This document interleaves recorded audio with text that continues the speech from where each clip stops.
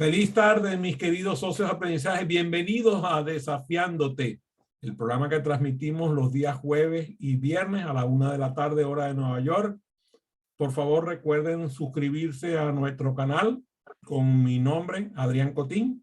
Pueden ver más los programas anteriores o futuros, si es posible que los grabemos. Y le vamos a dar la bienvenida a mi querido Luis Villa. ¿Cómo estás, Luis? Un placer, Adrián, en esta mañana y tarde para ti, el compartir también este espacio después de un buen tiempo de no vernos, bueno, de seguirnos en las redes, pero no vernos en un espacio. Y yo encantado y agradecido con la invitación. Siempre para mí es motivo de felicidad encontrarme contigo porque me divierto pensando en la cantidad de cosas que nos ha tocado vivir juntos y además las que vendrán. Espero que así sea. Luis, para que tu audiencia te conozca un poco, por favor, relátale un poco quién eres, de dónde vienes, dónde naciste. Háblales un poquito sobre ti. Gracias. Bueno, pues yo actualmente vivo en la ciudad de Monterrey y nací en una ciudad cercana, se llama Cadereyta Jiménez, aquí en el estado de Nuevo León, México. Tengo ya prácticamente más de la mitad de mi vida viviendo en esta ciudad, por lo que me considero regio. Me encanta vivir en esta ciudad de Monterrey, me gustan mucho sus montañas, me gusta la dinámica de trabajo de este lugar y es un lugar en el que volvería a elegir vivir, si en otra vida. Me fascina, me gusta muchísimo también la cultura del norte de México. Me siento muy identificado con esta cultura y pues aquí está mi familia, aquí está mi taller, la oficina a la que le llamo taller, que es mi espacio creativo. Yo nací en Cadereyta Jiménez en el año 75. Repite el nombre de la ciudad. Cadereyta Jiménez. Cadereyta. Cadereyta, así como cadera, Cadereyta. Ah, okay. Bien, es en honor a un marqués español, Marqués de Cadereyta, que fue fundador en México de dos ciudades, Cadereyta, Nuevo León y Cadereyta, Querétaro, que fue fundada en el mismo año 1637. Cadereyta es la tercera ciudad más antigua del estado de Nuevo León, además de Monterrey, Cerralbo, Cadereyta Jiménez. Se dedica a la fabricación de escobas y trapeadores que distribuyen en México y en algunas partes de Estados Unidos a través de una sociedad que tienen por ahí con algunas empresas en Estados Unidos. Es una ciudad citrícola, está dentro de la región citrícola del estado y tiene una tradición como muy también de mucha línea española, por ser un pueblo que en su momento se quedó como pequeño. Había una plaza de toros a una cuadra de la plaza principal y casi la mayoría de las actividades que se realizaban eran con mucha tradición española. Hoy en día ya esta ciudad ya se terminó por pegar a la zona metropolitana de Monterrey y sigue creciendo la mancha urbana. Hemos pasado de 4 millones a 5 millones y medio de habitantes en los últimos 10 años. Eso es un gentío. Es un crecimiento bastante acelerado el de esta ciudad y pues ahora, como platicamos antes de conectarnos, ya con una problemática más severa en el consumo del agua, en el suministro del agua, que es algo que, bueno, no solamente vive la ciudad de Monterrey y que lamentablemente quizás empecemos a ver ya con más frecuencia en otras ciudades, sobre todo en ciudades grandes como esta, donde lamentablemente el que la gente se vaya de los pueblos o migre a las ciudades grandes para generarse otro tipo de vida, pues también genera otro tipo de problemáticas como las que vivimos nosotros en este momento, donde el agua también ha adquirido un precio mucho más alto para consumirla. Me refiero al agua de botella, por ejemplo. Y yo creo que es un momento para crear mucha conciencia y bueno, así lo estoy viviendo yo, mi querido Adrián. Sí, fíjate que hay tres cosas que me disparaste con esta conversación. Primero, lo de la fabricación de escobas, porque María Ángel, que está conectada desde el hijo ahí y yo, somos originarios de la ciudad de Maracaibo, que por cierto se parece, en el gentilicio se parece a la ciudad de Monterrey. Son muy regionalistas como los regios. Ajá. Y en el caso de los maracuchos, así nos llaman por despreciarnos, nos llaman maracuchos porque el gentilicio correcto es maravino o maracaibero. Cuando una persona dice algo que nosotros pensamos que es una mentira, decimos ¡escoba! Porque es la palabra escoba, entonces la dividimos en dos. Es coba, coba es mentira, entonces simplemente Lo hacemos, dicen juntos.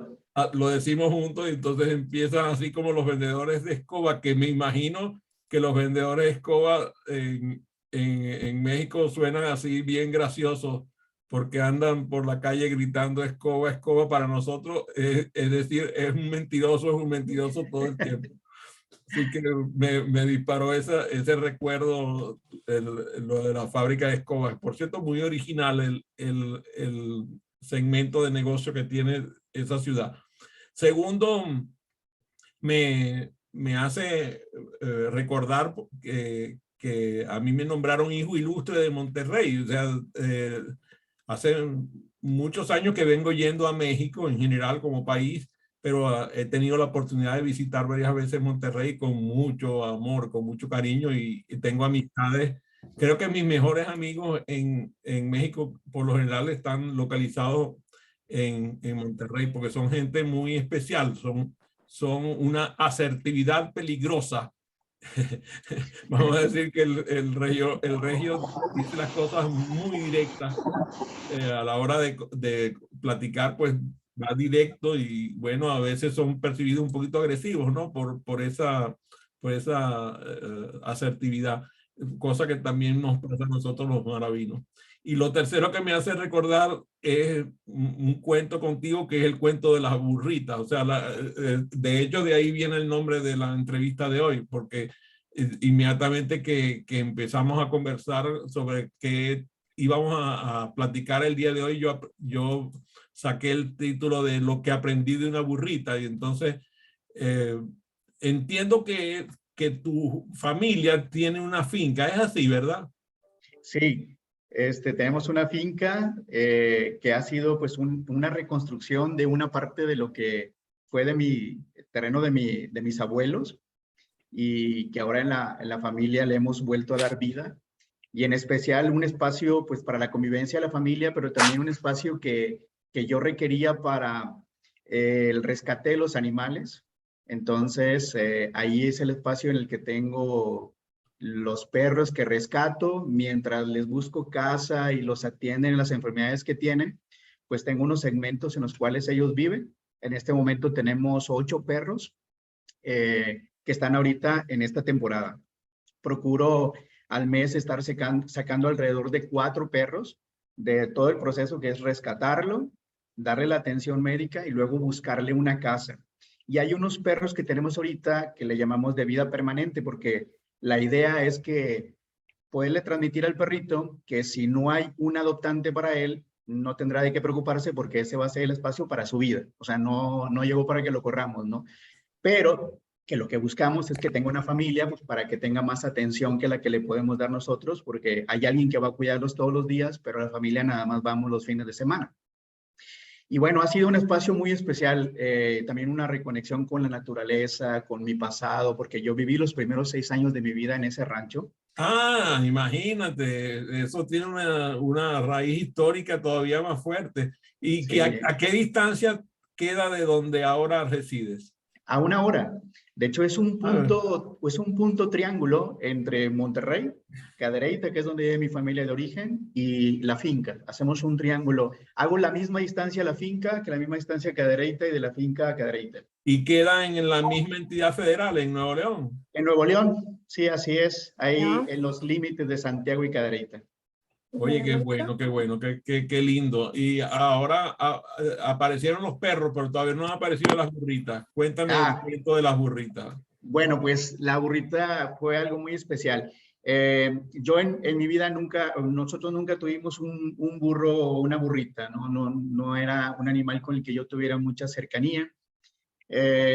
Y pues culturalmente como que no se espera mucho de un burro, ¿no? O sea, no es como un caballo que la gente lo tiene para equitar o para cabalgarlo, etcétera, o un perro, etcétera. Y con esta idea del ser humano, del el utilitarismo del animal, ¿no? Que el animal tiene que tener una utilidad.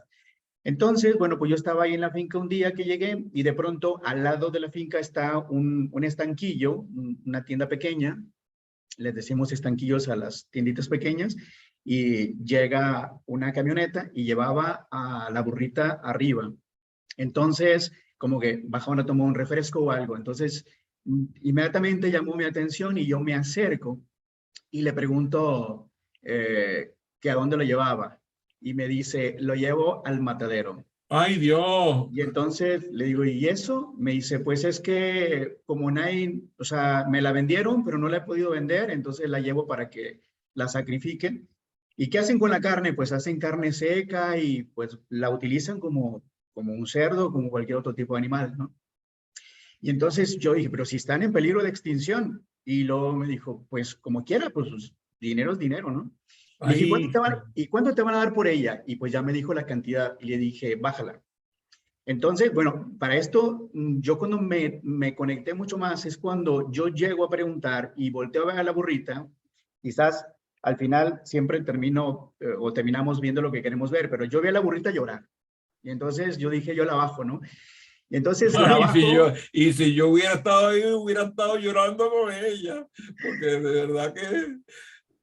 Es muy tierno, o sea, la verdad que me conmoví muchísimo. Entonces la bajo y camino a la finca, le puse el nombre. Dije, te vas a llamar Filomena.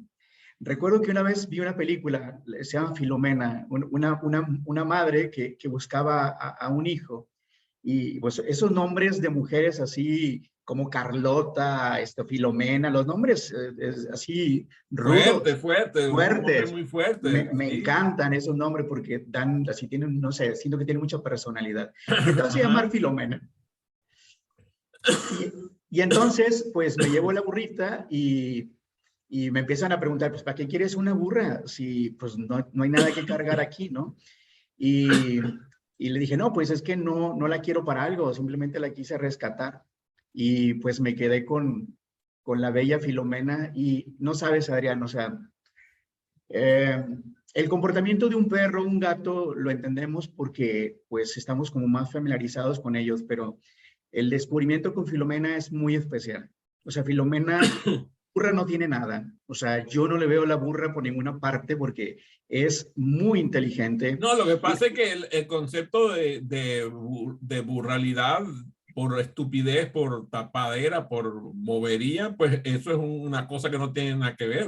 Fíjate, le pusiste un nombre muy poderoso porque Filomena viene, Filo viene de amistad y Filo es, Filomena significa la mujer muy amada. También dicen que significa la que ama la música. O sea, que probablemente la burrita sea muy musical. pues falta ponerle música.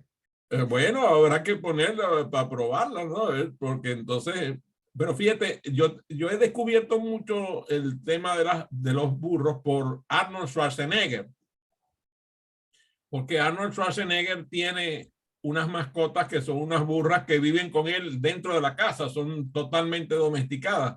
Yo lo he visto, él se pone a ver televisión, a leer al lado de su burra y es muy interesante.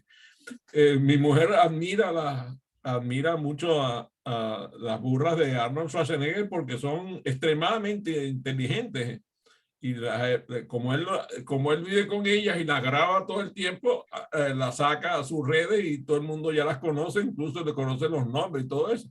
Pero fíjate que en este caso Filomena va a entrar en mi grupo de burras admiradas. Sabes que me han propuesto que le abra su propio canal o su propia cuenta, porque tiene muchos seguidores. O sea, de pronto comparto algo de la Filomena por compartirlo, como hago con todo, y arrasa, Filomena arrasa. Es encantador. Yo tengo mi tiempecito siguiendo a tu burra porque me interesó desde la primera vez que lo sacaste por el Facebook y veo que José Omar por la sonrisa y Telma también por la sonrisa están cómplices conmigo con esto de admirar a Filomena, ¿no? Entonces, Adrián, algunas veces, aunque parezca increíble, mis tíos que viven a un lado me dicen, sabemos que tú vienes porque todavía quizás vienes a 3 minutos antes de llegar y la burra está rebuzne y rebuzne y rebuzne. Y llego y se vuelve loca. Ahora pues sí sabes que tiene un crío, tiene a su beba. ok, ¿cómo se En, llama? en abril 27, en un día de lluvia, nació, claro que le tenía que buscar un nombre también a la altura de Filomena y se llama Micaela. ¿Cómo se llama otra vez? Micaela. Micaela, imagínate, ok. Micaela es su beba. Viene de Miguel, ¿no? Micaela viene de Sí, Miguel. sí, del arcángel. Y Micaela pues nació en abril, es una burrita. Es algo muy especial porque al final, bueno, pues por esta parte me nació la idea de pronto tener un espacio un poco más grande para el rescate de burros. Entonces dije, bueno, vamos a empezar con Filomena, pero también el tema de buscar la reproducción responsable de la misma. Entonces, pues de pronto di con un burrito y entonces la llevo con el burro y hablo con el dueño del burro y le digo, bueno, nada más que no quiero que me la obliguen a nada, ¿eh? Se va a quedar aquí la burra el tiempo que quiera, el tiempo que sea necesario para que se logre el proceso de la seducción. Si ella afloja, pues entonces vamos a tener crío. Si ella no afloja, nada de que me la obligan y que a fuerza de nada. Bueno, pues total que la primera fue y no quiso, la regresamos y la segunda vez que entró en celo, la llevé y para pronto que cooperó y entonces ya tiene su cría que es Micaela. Muy bien. Mira, Micaela, por cierto, me están pasando aquí el significado. Micaela significa la que se asemeja a Dios. De ahí viene el nombre de Micaela. Por cierto, esta niña de apellido Garza, que es un apellido regiomontano, pero que solamente pone la H, así que por lo tanto no puedo saber su nombre, pero yo ese rostro lo he visto antes en mi vida y quiero saber, a ver si verifico que es así o es simplemente que como me gusta, les quiero decir que se me parece a alguien que yo conozco de antes. Ah, Hilda, ¿cómo estás, Hilda? ¿Cómo te va? Gusto en saludarte. Oye, es que esa costumbre de poner los nombres dentro de las sesiones con H, pues no es muy bueno. A ver, ahí apareció, por cierto, N Padrón y hay un nombre raro que va a tener pocos tocayos, que es iPhone MTCO. De verdad que no le vamos a sacar un tocayo a este nombre. Cuéntame, Luis, a ti los temas de inteligencia emocional y de todo lo que tiene que ver con el estudio de las emociones te ha interesado durante décadas. O sea, ya tienes muchos años formando personas en esa área. ¿No te parece a ti maravilloso que después de haber comenzado con tu carrera profesional hacia el lado de las emociones, hayan aparecido estos animales preciosos en tu vida? Sí, y sabes que es como una carretera donde empieza la convergencia de la inteligencia emocional con un despertar de otras inteligencias. Y yo pienso que eso me ha permitido tener la conexión con la inteligencia naturalista y también, por otra parte, creo que con la inteligencia espiritual. Es un despertar evolutivo el que considero que vamos logrando las personas en la medida en la que vamos logrando ir mar adentro de nuestras propias emociones, de nuestra propia vulnerabilidad, de lo que somos como personas o como humanos. Y esto de ser cada vez más humanos, como lo diría Carl Rogers, pues es cierto, o sea, nos vamos convirtiendo cada vez en más humanos en la medida en la que más nos conocemos y en la medida en la que también pues vamos aprendiendo a gestionar las emociones. Yo recuerdo que cuando te conocí, yo todavía no estaba tan enamorado de los animales, o sea, no, yo no tenía, si yo recuerdo, yo todavía no tenía a Tato, ni a Canelo, ni a Enya, que son los 3 perritos que viven en casa, ni a Tiziano, que lo tenemos ahorita de huésped buscándole casa, ni los que viven en la finca, ni los ponis, ni nada, o sea, nada de los casi 100 animales que viven en este momento en nuestra finca y que tengo aquí en el departamento, no estaban en mi radar. Sabes que yo cuando estaba pequeño, Adrián, tuve una perrita llamada Musical. Crecí con ella. Y en Y aquel, fíjate, y apareció Filomena, ya, bueno, yo me Filomena la por que lo de ama la música. música. Imagínate, o sea, qué clase de mensaje te llegó Y estaba súper enamoradísimo de Micael, de de la musical. Musical. Y pues crecí con ella. Yo recuerdo que en algún momento, de pronto, pues dijeron que tenía rabia. Yo estaba muy pequeño y tengo recuerdos muy Híjole, vagos de eso. Entonces, susto. en aquel tiempo, pues cuando un perro tenía rabia, No, se inmediatamente lo echaban ya el juez pedía que rápidamente. la ahorcaran. Y entonces, pues mis padres, esto que voy a contar es terrible, pero imagínate que se lo dieron unas personas para que se deshicieran de la pobre perra. La metieron en un costal y luego la tiraron en un río. Y a la vuelta, como de una semana, la perra volvió a la casa. Y entonces después, pues se la volvieron a entregar al señor y entonces pues, le pidieron que la ahorcara, ¿no? Y yo siento que fue un impacto tan grande en mi vida, No es un para trauma, menos, no es para menos. que después mi familia me cuenta que ha habido más perros en la casa y me los mencionan y yo no lo recuerdo. O sea, yo no tengo memoria alguna de ningún otro animal que haya existido en mi casa, sino es porque ellos dicen que existieron.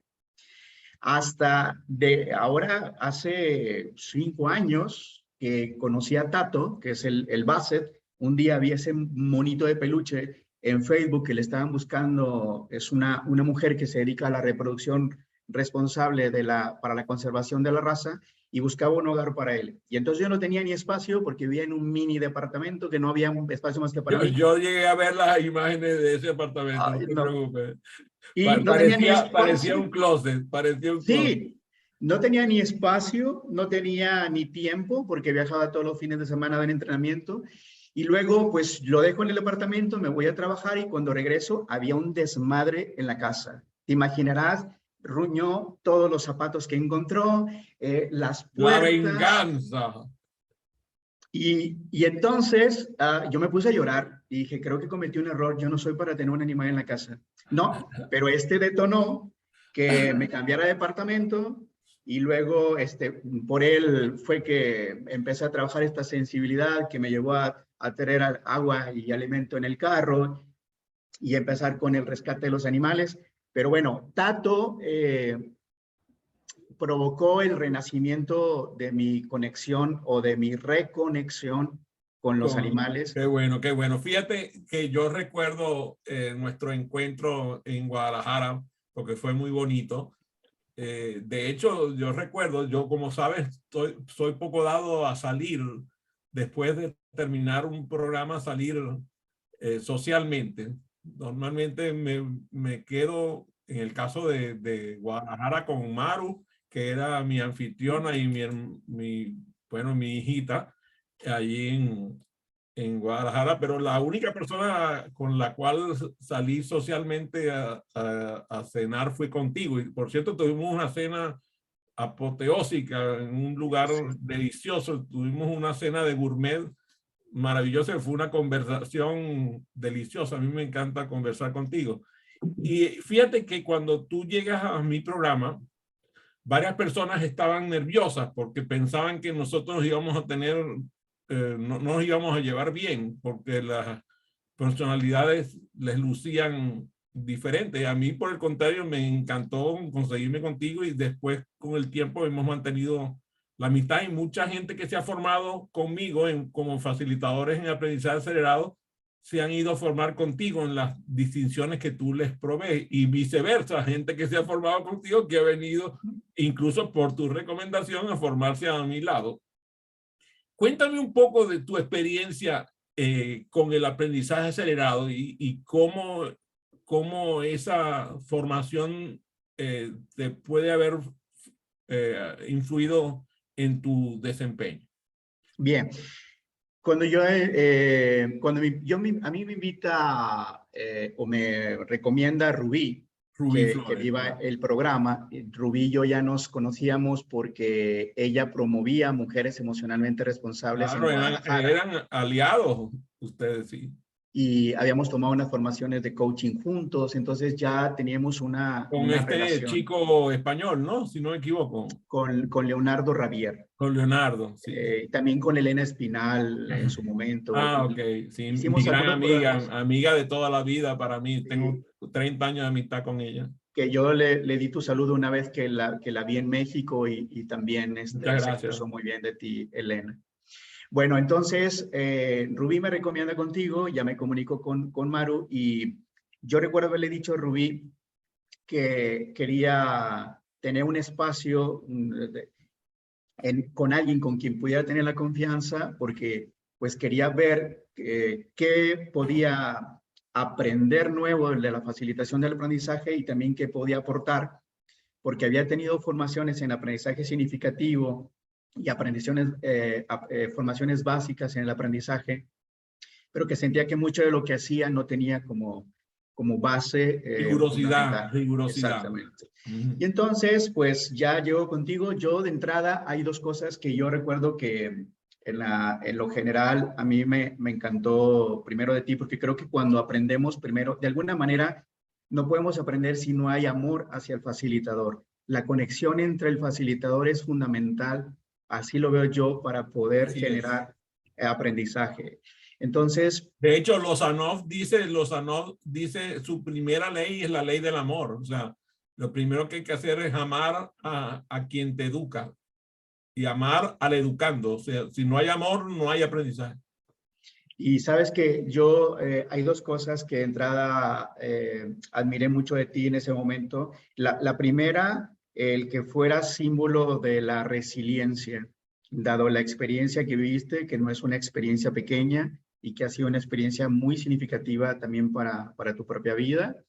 Y yo veía en ti esta parte de la resiliencia, pero también del ser guerrero y el creer y querer que aún tenías muchas cosas que decir y mucho que compartir. Entonces, de entrada estaba yo frente a un facilitador guerrero y eso es algo que a mí me encanta. La segunda es que juzgué que eras muy inteligente. A mí me encanta muchísimo la memoria que tienes. Eres una biblioteca con patitas. Entonces, esa parte también la amé de ti como facilitador y bueno, tu gran habilidad de dominio de grupo, pero también sobre todo empecé a observar en la facilitación la gran capacidad de la coordinación para poder estar con un dominio de grupo, estar en la facilitación, pero también estar con el ojo clínico con cada uno de los socios de aprendizaje, viendo si están aprendiendo, cómo se relacionan entre ellos, siento que es una persona que lee mucho a las personas y que tiene siempre el juego en la mano. Y esa parte también la aprendí, me la traje. Y hay otra que es la de las relaciones, porque todo el tiempo estás relacionando a los socios de aprendizaje con otros para que puedan construir juntos, para que puedan crear. Y esa parte yo creo que también no se da en todos los facilitadores y es algo muy especial en ti, que es como parte del sello de Adrián Cotín, que yo valoro y pues además me agrada mucho.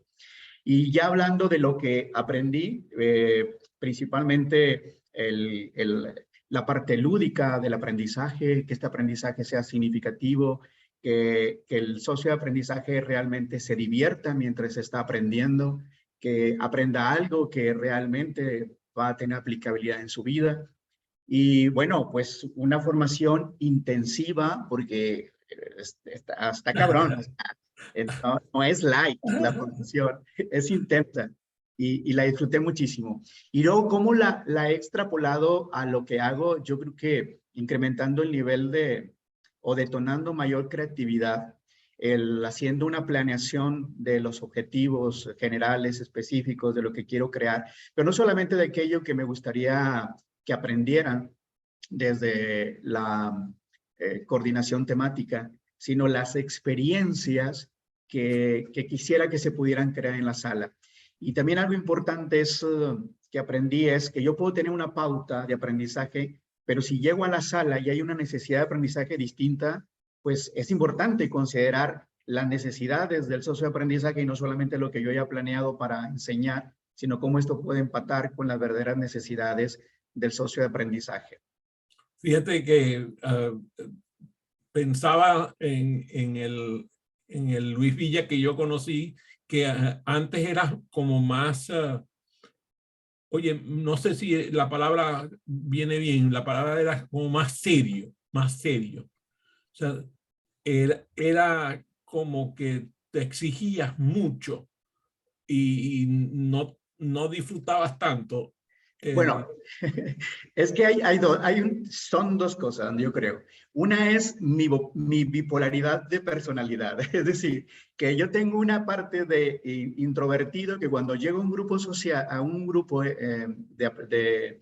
que voy a aprender, o cualquier prácticamente grupo con el que yo me involucre, no soy el primero que empieza a hablar, ni el que busca ser foco de atención, nada, o sea, entre más escondido y entre más invisible, me siento más seguro. Es un tema de confianza y seguridad ante los grupos.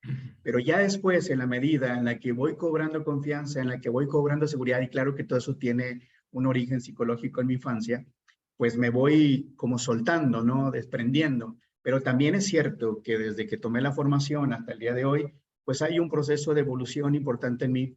Y creo que ha sido, Adrián, más que el de incorporar cosas, el de desincorporarlas, el de soltar. O sea, traía un equipaje pesado y entre más pasa el tiempo, cada vez voy viajando más ligero.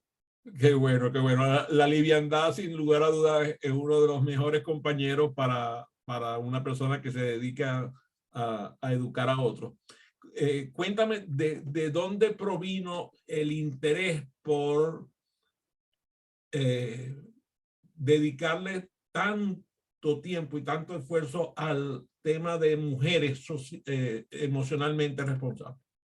Sí, tiene quizás tres líneas. La primera es, yo trabajaba en una empresa de entrenamientos de desarrollo humano, estaba en la parte de la coordinación y constantemente venían mujeres a querer platicar conmigo sobre algunas situaciones que le estaban pasando. Yo todavía en aquel tiempo estaba en formación de coaching, yo todavía no tenía una formación ni tampoco la carrera en pedagogía que hice después, pero me daba cuenta que tenía una cierta afinidad para escuchar a las mujeres y que de alguna manera las mujeres se acercaban a platicar conmigo, quizás porque les inspiraba confianza o me veían inofensivo, es decir, que no iba a dañarlas, ¿no? Y esto era como con frecuencia.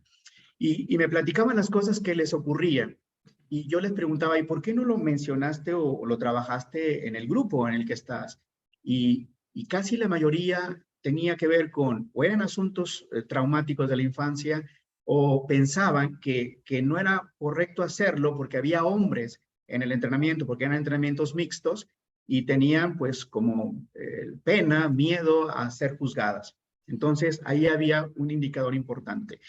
Y un día llega un grupo de religiosas a ese entrenamiento de desarrollo humano y recuerdo que a las pobres les fue como en feria, o sea, fue algo Mira, vas a tener que traducir para personas que no sean mexicanos, que es eso de que te va como en feria. le va como en feria, de que le fueron súper mal a las chicas, o sea, imagínate unas religiosas que de pronto se abren a la posibilidad de entrar a un entrenamiento de desarrollo humano y este era pues confrontativo, entonces le resultó mal el entrenamiento. Entonces yo recuerdo que en una búsqueda de querer trabajar con ellas, yo dije, me voy a proponer diseñar algo.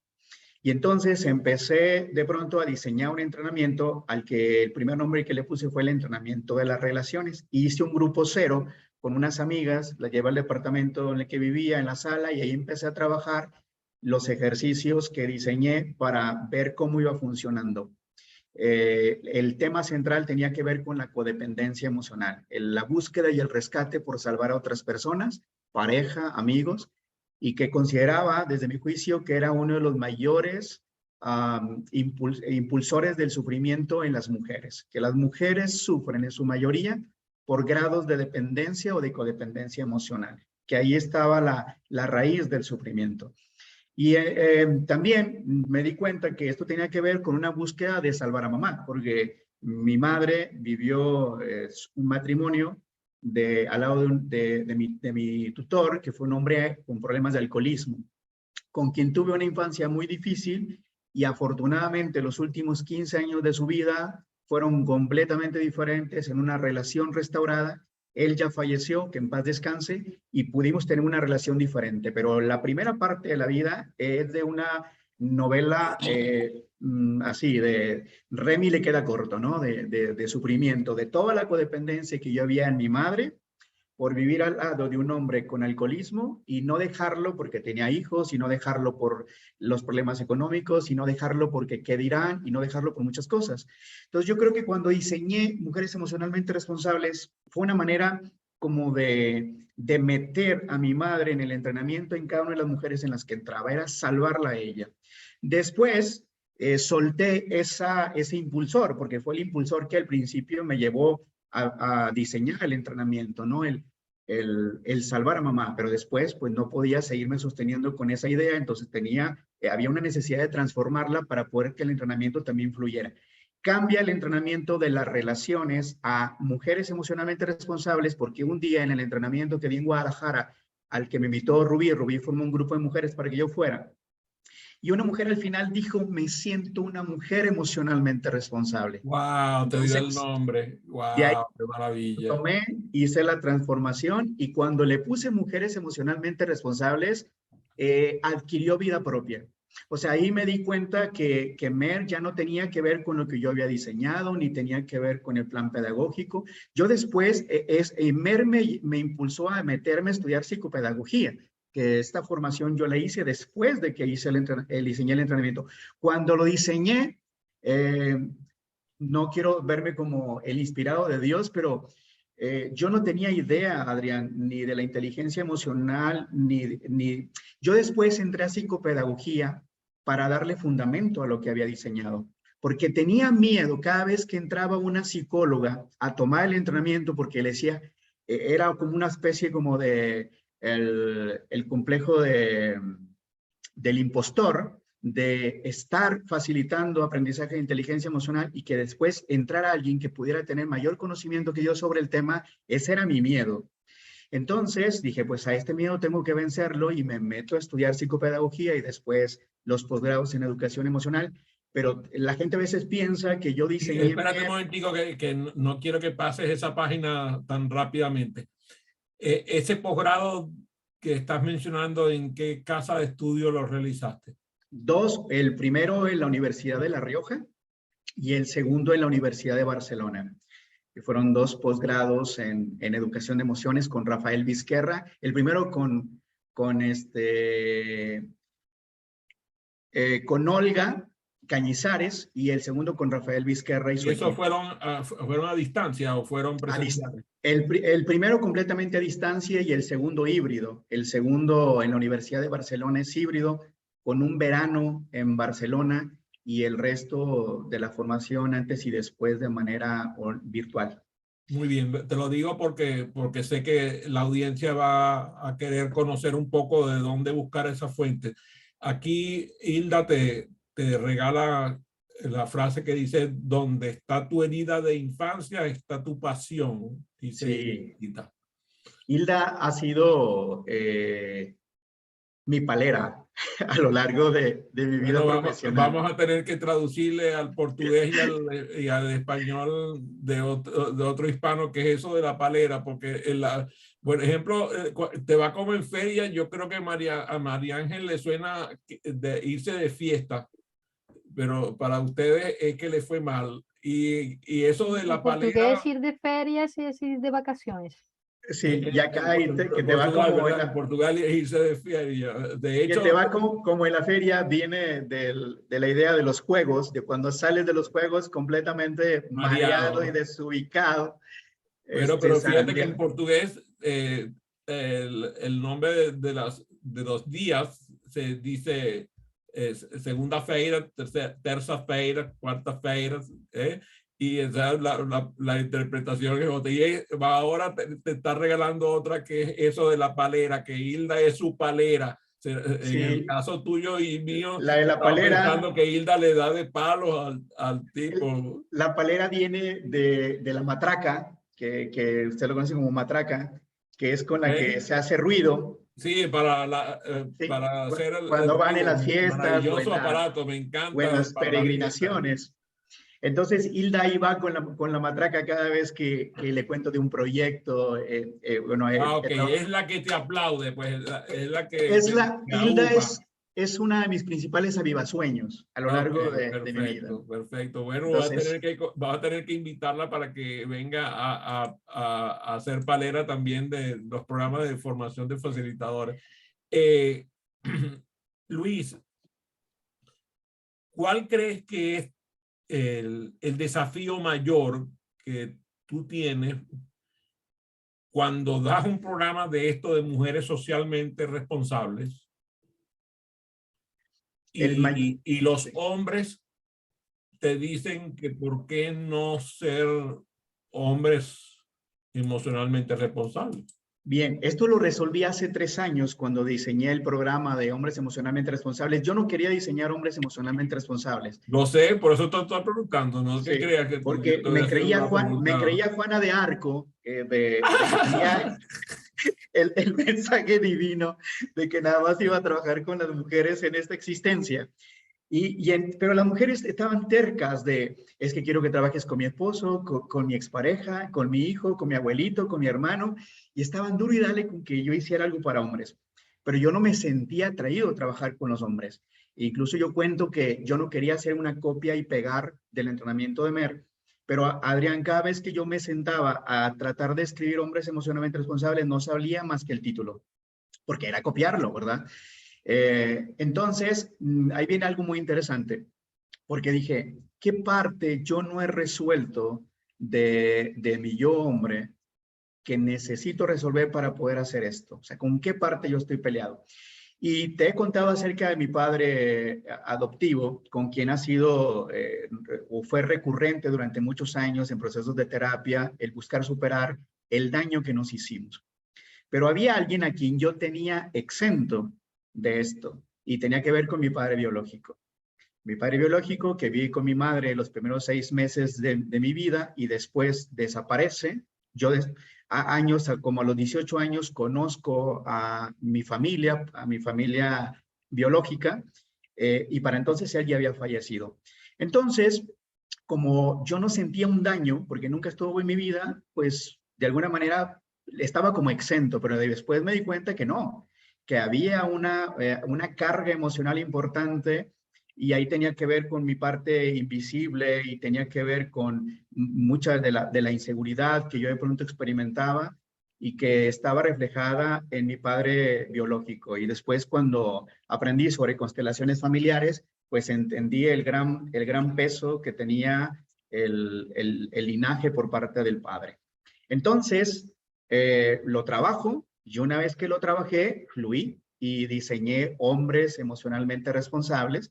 Hoy en día, de MER, hemos impartido 348 entrenamientos de mujeres emocionalmente responsables. De hombres emocionalmente responsables vamos en el número 23. Por cierto, Omar, que se encuentra aquí, Omar Vázquez, sí, acaba de vivir hombres emocionalmente responsables en Ciudad Juárez, Chihuahua. El fin de semana pasado tuve la oportunidad de vivir el entrenamiento y fue algo muy especial, Adrián, porque estuvo él, sus 2 hijos, su suegro en el entrenamiento, o sea, toda una línea de hombres ahí en la sala con los que tuve la oportunidad de compartir aprendizaje. Entonces, bueno, pues la misión se amplió y después también trabajé hombres emocionalmente responsables. El mayor desafío que yo he tenido con MER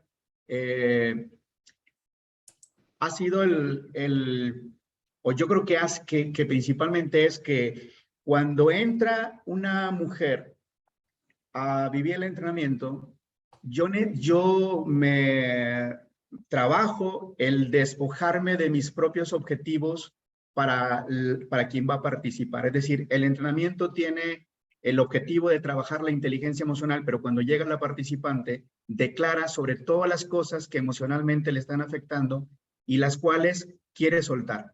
Pero ahí, pues, algunas veces quiere soltar la relación de pareja, pero después termina el entrenamiento y decide continuar con su pareja, aun y cuando esa pareja pueda tener cierto nivel de toxicidad. Entonces, como facilitadores, permitir que cada uno de los participantes puedan incluso cambiar de opinión. Yo recuerdo una vez que una mujer se quejaba tanto en un entrenamiento de su marido, tanto, que le pregunté, ¿cuál es la razón para estar con esta persona, no? Y entonces, bueno, pues saca ahí el aprendizaje positivo o la experiencia positiva de para qué estar con él. Y bueno, ahora tienes dos grandes posibilidades. Tienes la posibilidad de terminar esta relación o tienes la posibilidad de quedarte en esta relación, pero ya dejarte de quejar de esta relación. Y después me la encuentro y me dice, quiero que sepas que tomé la segunda de las opciones, que fue quedarme con el hombre del que tanto me quejé, pero ya no quejarme de él. Y le pregunto, ¿y eres ahora feliz? Y me dice, sí. Digo, bueno, de eso se trata, ¿no? Entonces yo creo que el mayor desafío, y Hilda también será testiga de cuántas historias podemos escuchar en los entrenamientos de cambios que las mujeres quieren realizar, y al final el que ellas se hagan responsables de la parte que les corresponde dentro de esa responsabilidad, creo que es lo más hermoso.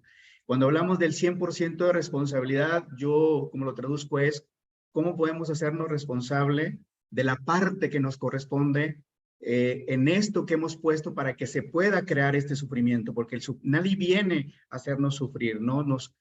Sufrimos mutuamente, sufrimos en una relación porque hay un contrato, quizás un contrato invisible, pero está ahí ese contrato, que quizás no lo estamos viendo, pero que de alguna manera está pactado con la otra persona, y que soltar ese sufrimiento no es una tarea sencilla. Yo creo que ese ha sido como el principal desafío, mi querido Adrián. Fíjate, tocaste el tema que a mí siempre me dispara a otro camino, que es el camino de la biología. Sin lugar a dudas, la persona que a mí más me influye con esto de la biología de las emociones es Maturana, Humberto Maturana.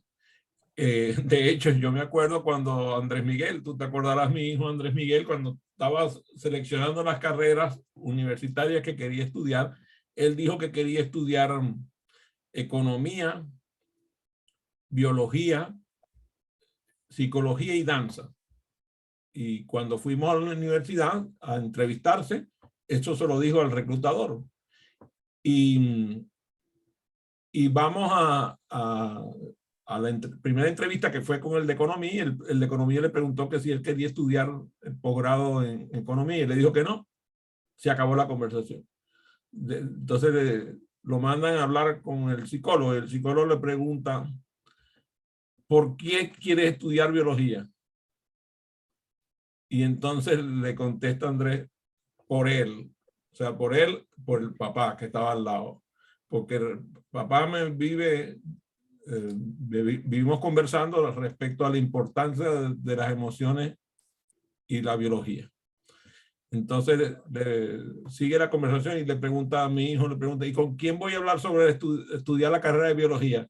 Y le dijo, conmigo, porque yo soy psicólogo y biólogo. Y allí es que, ¿sabes? Estamos hablando de muchos años atrás, que empezaba en la carrera universitaria.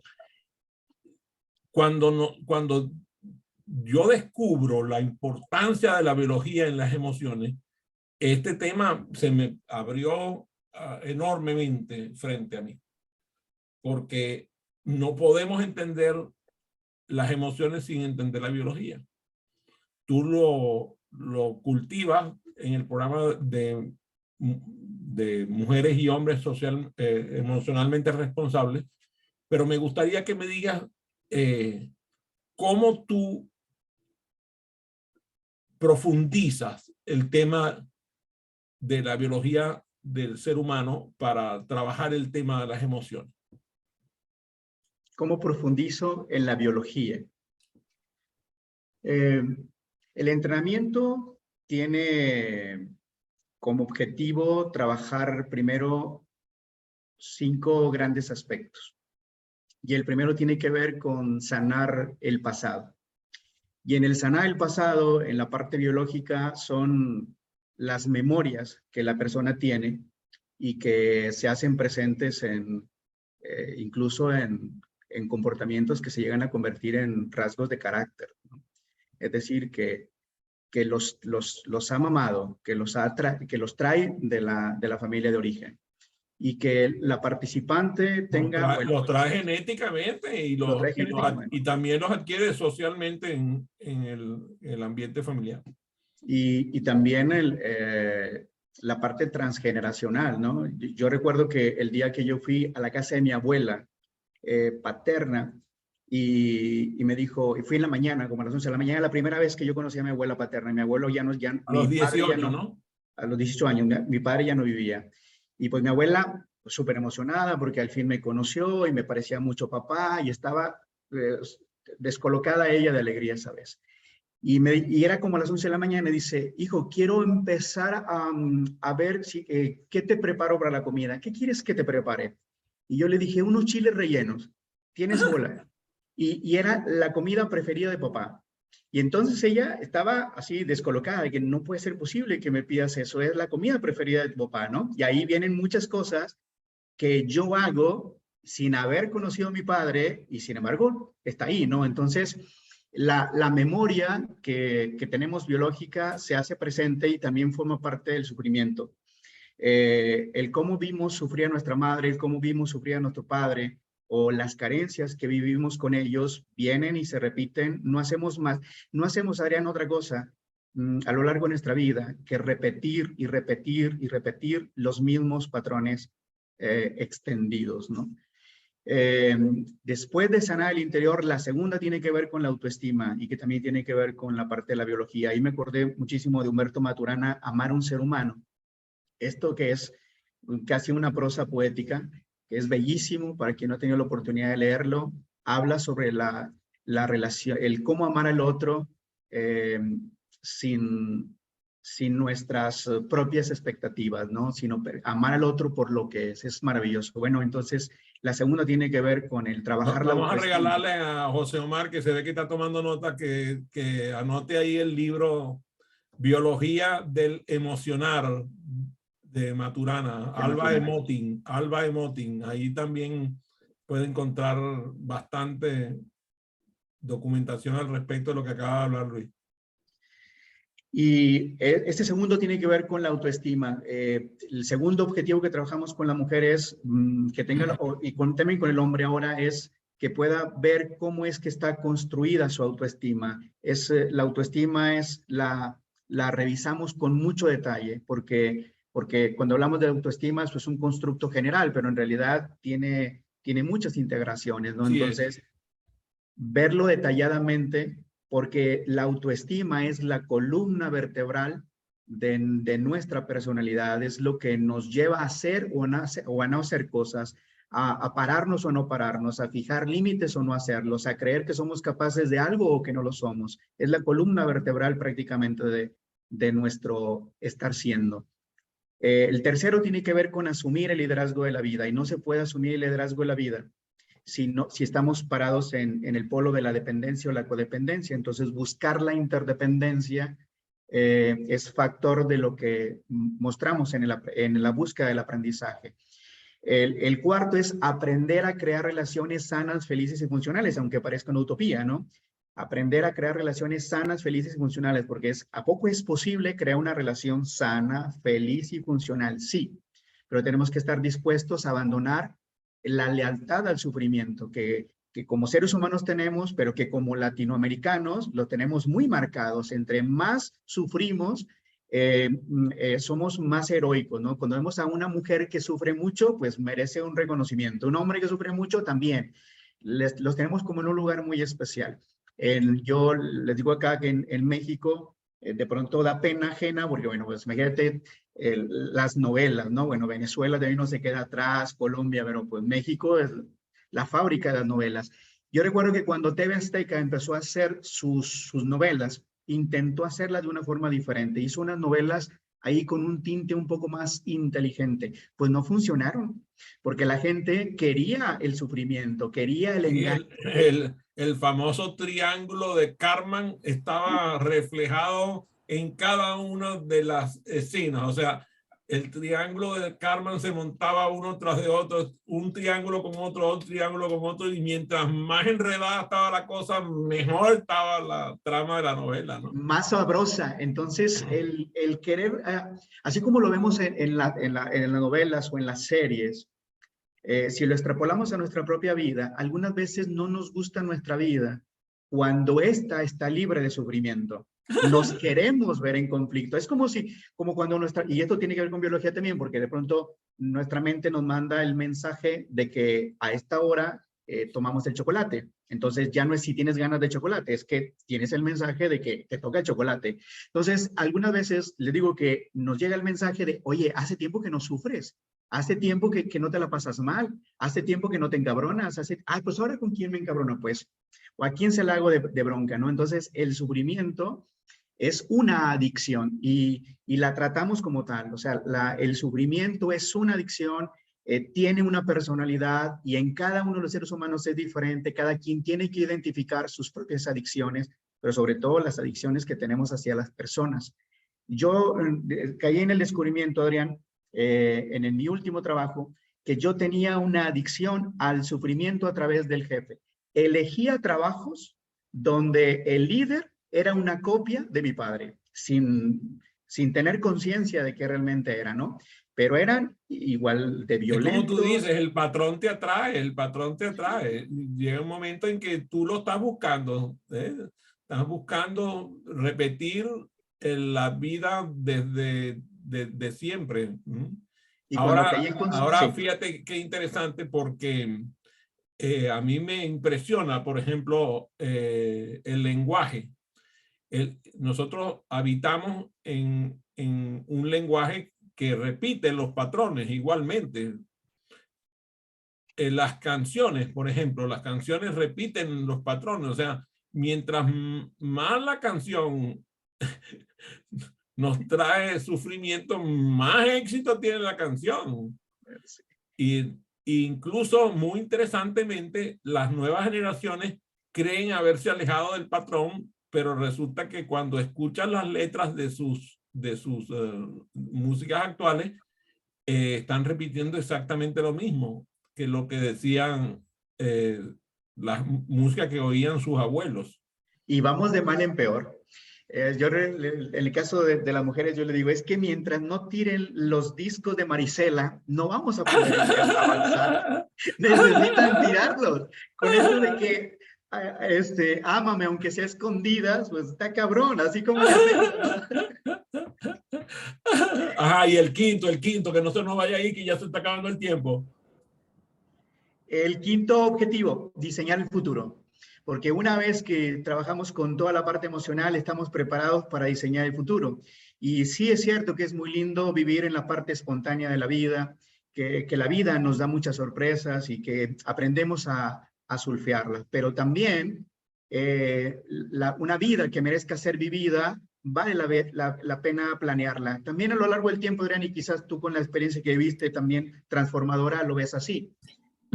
Uno puede hacer planes y las circunstancias de pronto los pueden cambiar. Es decir, que entendemos que el diseño de futuro es una ruta, un mapa de ruta, pero que después también la voluntad de la vida, el universo, Dios también se suman a ese proyecto.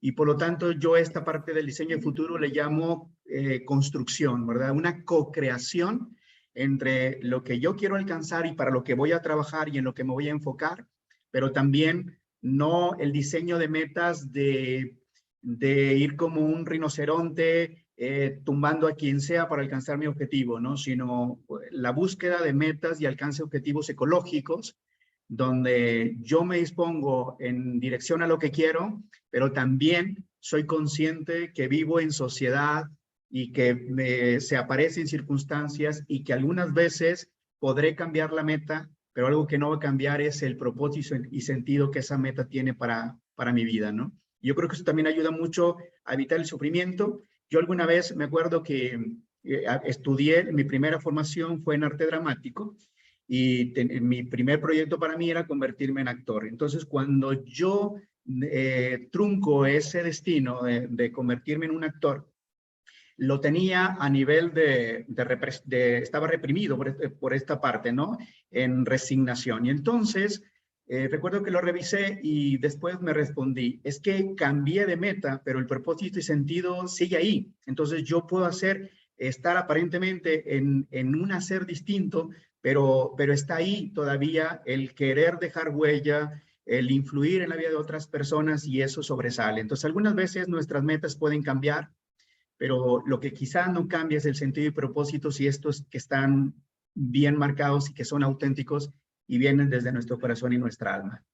Fíjate que estoy seguro que la bella Tere y hermosa Hilda, la gran Claudia, que por cierto me encanta ver a Claudia por aquí, por esta sala, maravilloso. Gracias, Claudia, por venir. Claudia Sánchez. Sí, muy linda.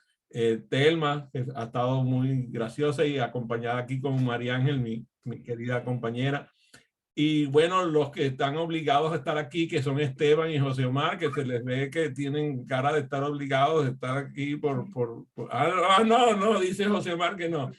Bueno, todos estarán de acuerdo con que aprendimos mucho de la burrita Filomena y tendremos que hacer un nuevo programa para hablar de Micaela, porque estoy seguro que vamos a aprender mucho con Micaela también.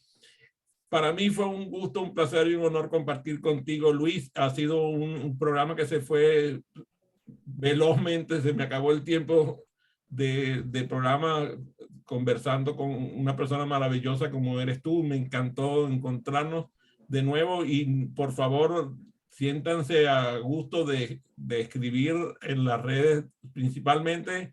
Luis está por el Instagram. Ahí lo pueden encontrar en Instagram, también a mí con nuestros nombres. Así que fue un gusto, un placer estar con ustedes. Gracias a cada uno de los que se conectó por esta vía del Zoom y también los que están por la vía del Facebook. Los invito para mañana. Por cierto, el invitado de mañana, Luis Villa, es desde lujo. Se llama Mario García. Mario García, mi hermano lo llamaba el Hijo de Dios, porque es una persona que es algo así como tiene como 10 títulos universitarios, pero además es un hombre joven, es un hombre feliz, trabaja con Tony Robbins, es parte del equipo de Tony Robbins. Aquellos que conocen a Tony Robbins saben que es extremadamente exigente a la hora de seleccionar a su equipo, y Mario fue el presidente de la firma PCO International, que tengo el honor de haber fundado, y Mario va a estar conmigo mañana, así que los invito a que se conecten para conversar con Mario sobre neurociencia y aprendizaje, que es su especialidad. Tus últimas palabras, Luis, antes de despedirnos. Agradecido contigo por la invitación. Gracias por coincidir de nuevo, mi querido Adrián, y gracias también a todas las personas que se dieron el tiempo de conectarse para escucharnos y aprender juntos. Muchísimas gracias.